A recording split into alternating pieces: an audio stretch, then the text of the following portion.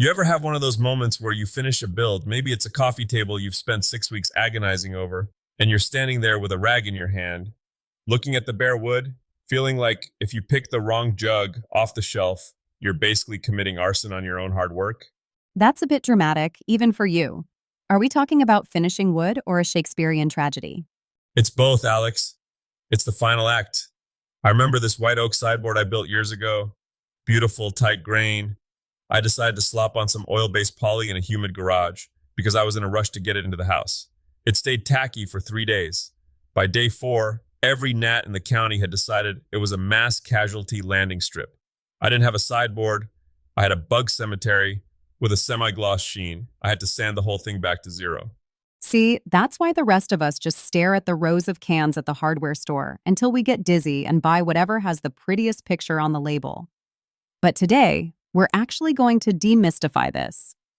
We're diving into the Great Finish face-off: oils, polyurethane, and lacquer. It's the most common question I get.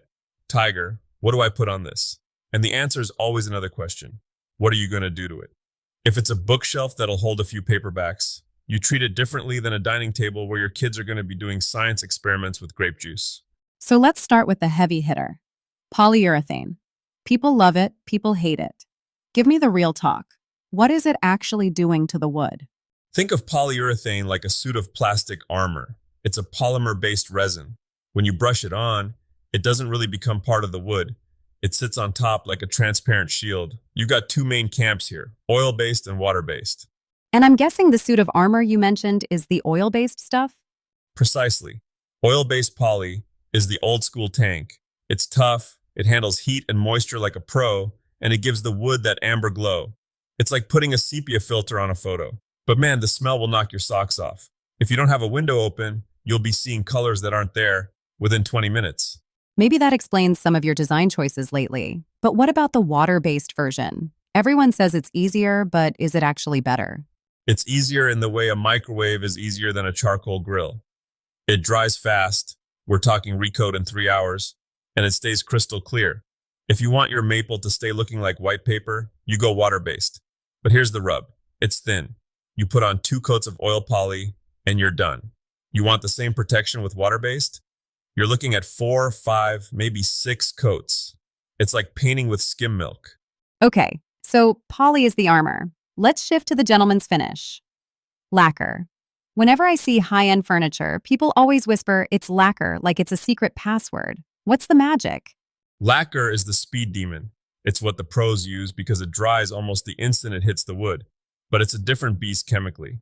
Polyurethane is reactive. It dries and stays that way. Lacquer is evaporative. It uses a solvent that flashes off. The cool thing is, when you put a second coat of lacquer over the first, the solvent actually melts the first layer slightly, so they fuse into one single thick layer. Wait, so it's not like layers of an onion? It just becomes one solid block of finish? Exactly.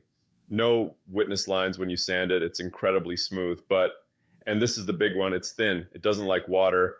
You leave a cold glass of sweet tea on a lacquer finish without a coaster, you're going to get a white ring that looks like a ghost decided to haunt your furniture. So, lacquer is for the look, don't touch pieces. The fancy cabinets in the parlor, not the kitchen island where I'm chopping onions. You nailed it. It's for high gloss, high class, but low impact. And unless you have a high-end spray setup and a mask that makes you look like a deep sea diver, lacquer is a nightmare to brush. It dries so fast you'll leave brush marks that look like a plowed field. That brings us to my favorite category, mostly because it seems the most foolproof. Oils. Linseed, tongue, Danish, they all sound like something you'd find in a high-end apothecary. They do have a certain romance to them, don't they? Oils are the polar opposite of poly. Where poly is a shield on top, oil is a handshake. It soaks into the fibers, hardens inside the wood, and lets you actually feel the texture of the grain. I've noticed when I touch a piece you've finished with oil, it doesn't feel like plastic. It feels like wood. But am I sacrificing my table's life for that tactile feel? You're making a trade.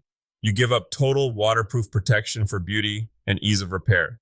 If you scratch a polyurethane table, you're basically looking at a full sand down to fix it correctly. If you scratch an oil table, you just rub a little more oil on the scratch and it vanishes like it never happened. It's very forgiving. It's the finish for people who don't mind a little maintenance every few years. Okay, pop quiz for the master. Most common mistake you see beginners make with these three? Thinking they can skip the prep. People think finish hides mistakes. It's the opposite.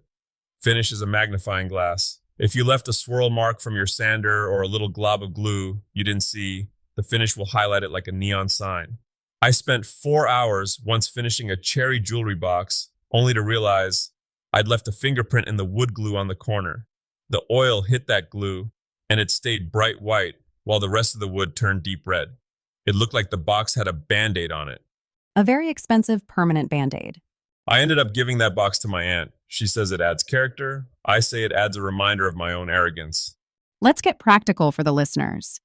If I'm building a desktop for my home office, laptops, coffee mugs, maybe the occasional dropped pen, what am I reaching for? For a desk, I'm going polyurethane every time, but I'm going to let you in on the pro secret that isn't really a secret. Wipe on poly. Take your regular oil-based poly, thin it down 50-50 with mineral spirits, and just wipe it on with a rag. Doesn't that make it weaker? It makes the individual coats thinner, yeah, but it eliminates the bubbles and brush marks. You do 3 or 4 wipes, and you get a finish so smooth, you'd swear it was done in a factory. It gives you the protection of the plastic armor without that dipped in thick syrup look. And what about the kitchen? We're talking cutting boards, rolling pins, the stuff that actually touches food. I assume we're not using the suit of armor there. Definitely not. You don't want to be seasoning your steak with cured plastic flakes. For anything food related, you stay in the oil lane. Pure tung oil or food grade mineral oil. It won't last forever, but it won't hurt your stomach either. Just stay away from boiled linseed oil for food. The boiled part usually involves chemical dryers you don't want in your salad. That seems like a pretty definitive breakdown. Poly for the heavy lifting, lacquer for the showstoppers, and oils for the soul of the wood. That's a poetic way to put it. At the end of the day, a finish shouldn't be a chore. It's the victory lap. You just have to make sure you aren't running that lap in high heels on a muddy track. So, the takeaway for today? Match the finish to the lifestyle of the object. Don't put a fragile finish on a hardworking tool, and don't bury a delicate heirloom under a mountain of plastic. Respect the wood's future as much as you respected the build. And maybe don't finish your projects in a gnat-infested garage. Yeah, especially that. Unless you're going for that embedded insect aesthetic, it's very niche. Thanks for the deep dive, Tiger. Next time, I want to talk about why you have 17 different hammers and only use 2 of them. Hey, each one has a very specific personality. But that's a story for another day. Get out there and make something, folks. And for heaven's sake, read the back of the can.